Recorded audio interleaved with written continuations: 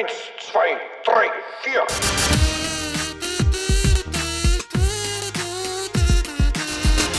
Let's talk about Frankenstein words.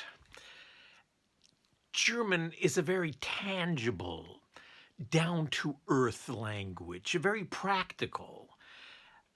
English is kind of a fanciful, whimsical language, and we're also very greedy for new words, which we tend to steal from other languages, like Latin, Greek, France, and anything that comes by. We suck up the language like whales sucking in algae or plankton or whatever it is they suck in.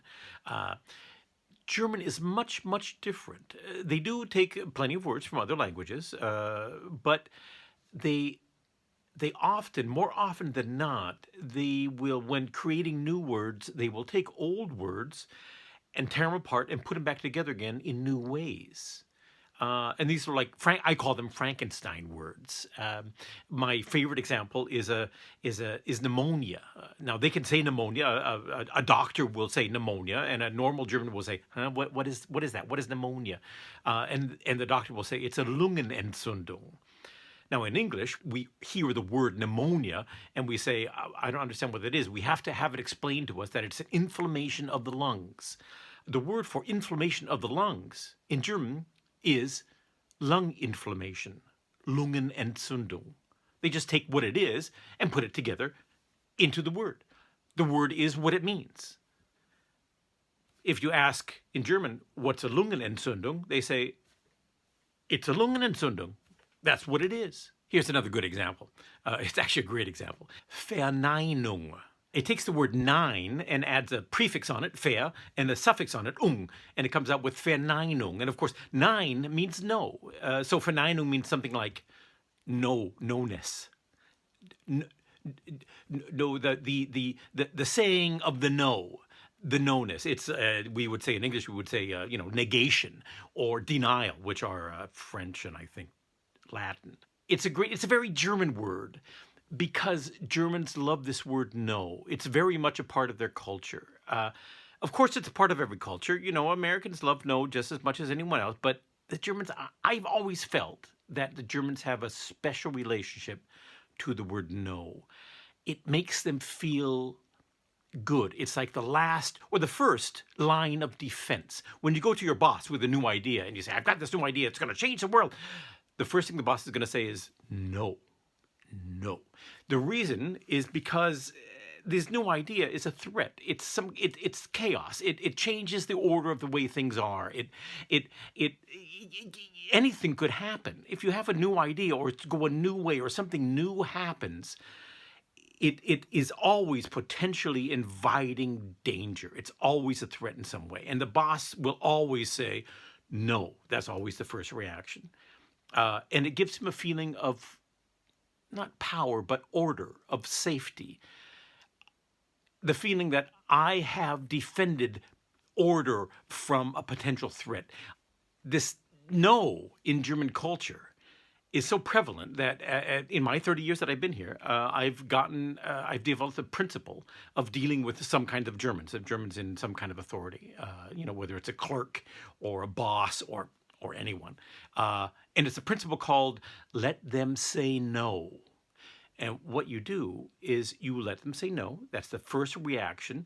And once they do that, once they say no, they feel like they're in charge again. And once they feel in charge, their mind clears. They're no longer threatened. It's no longer chaotic. And they can think about whatever it is you said, whatever idea you have or proposal you have or something like that. And then they'll really think about it. And they'll think about it honestly. And these guys are intelligent guys. They'll really give it some thought. And so what you do is you go to them with an idea or a similar idea or as part of the idea or something, and you let them say no.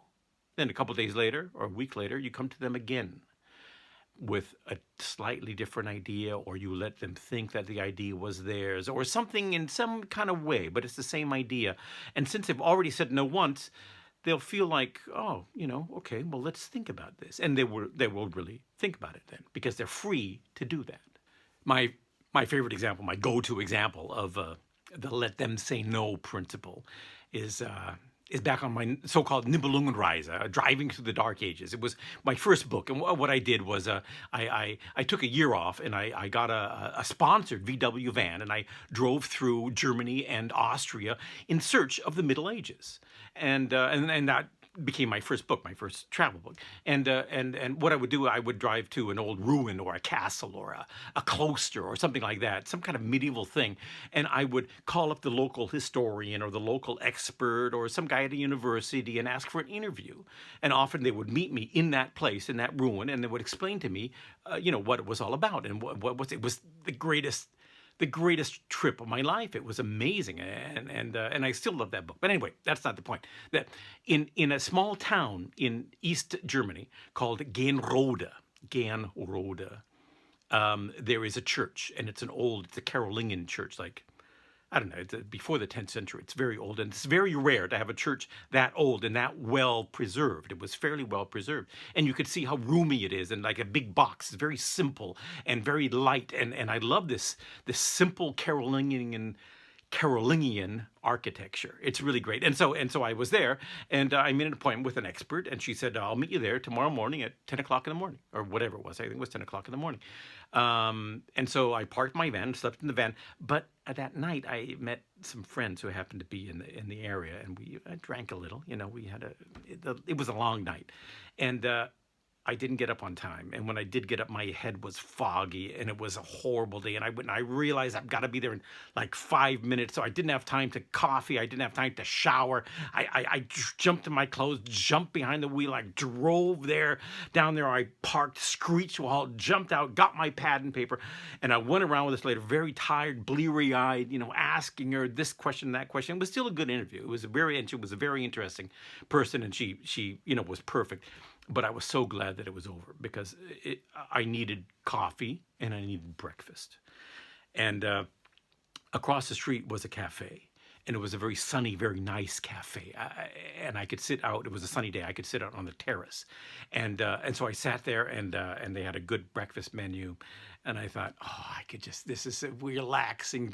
This is going to be a great morning. It's time to relax. And so the lady came and said, what can I give you? And I said, well, I'll have bacon and eggs and a glass of orange juice and some toast and a coffee. And she said, it's 10 after 11. And I said, I don't understand. And she said, coffee only goes till 10, to 11. Coffee only goes to 11, and it's 10 after 11. Now, a lot of people, including me, in that situation would just blow up and just yell at her and just tell her, you stupid, whatever. This is why Germany doesn't work. This is what's wrong with the economy, with people today, a little flexibility. But I really wanted my breakfast, and I knew that was the wrong way. So I said, you're right. You're absolutely right. I could have got up 10 minutes earlier. I mean, to be honest, right? I could have, it's my fault. It's almost noon. It's time to stop with breakfast. So, okay. So tell you what else have you got on the menu? And so I looked on the menu, and there was something called Stramme Max. Now, Stramme Max is a new dish, a dish you can have for dinner. And it consists of a toast with an egg on it, with a fried egg on it, and some ham. Sometimes it's fried ham. And that's about it. And so I said, what is this? What is this Stramme Max? And she explained it to me, what it was. I said, well, could I have like the toast separate? And she said, oh, no problem. And could I have like some marmalade on that toast, some jam on that toast? She says, oh, I think we have some left over. I'll give you some marmalade, some jam on that toast. And I said, well, what about the ham? Can I replace it with bacon? I'm really a big bacon. Could I do that? And she said, no problem. And the eggs, can I have 2 eggs? I'll pay for the extra egg. It would be great. But on the side, not on the toast, on the side. And she said, no problem. Now, this woman was not stupid. She knew exactly what I was doing.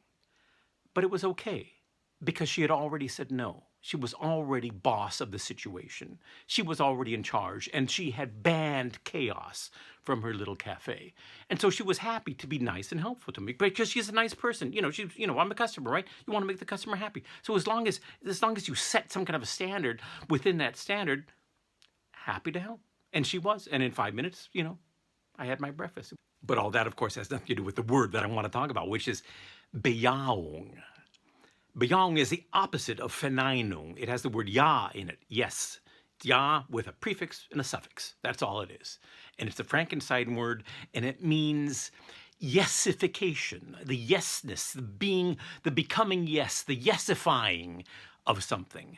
It's a beautiful word. It's like a spiritual word. It's a philosophical word. It's a word. It's one of those words you need in your life. The English equivalent is affirmation, which is also fine. It's a good word, but affirmation doesn't have that word yes in it. They will say things like, my life is going to hell, and I don't have the job I wanted. I wanted to be great, a great writer, and now I'm not. I wanted to be an actor, a rock star. I wanted to be a rock star, and now I'm just a doctor.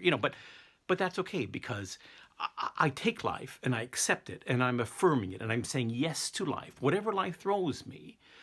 No matter if it's not perfect, no matter if it's not exactly what I want, I'm saying this is what life is, and I want it. I want to say yes to life, saying yes to life, saying yes to love, saying yes to happiness, saying yes to self-acceptance. That's all Bejahung.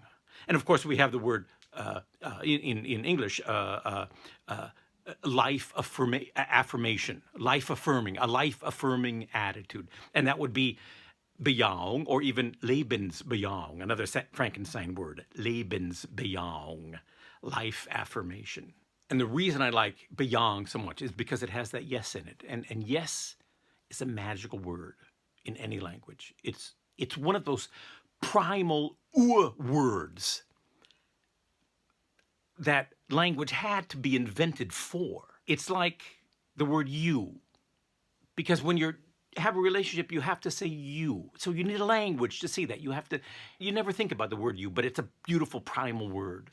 It's like the word love. It's like the word life.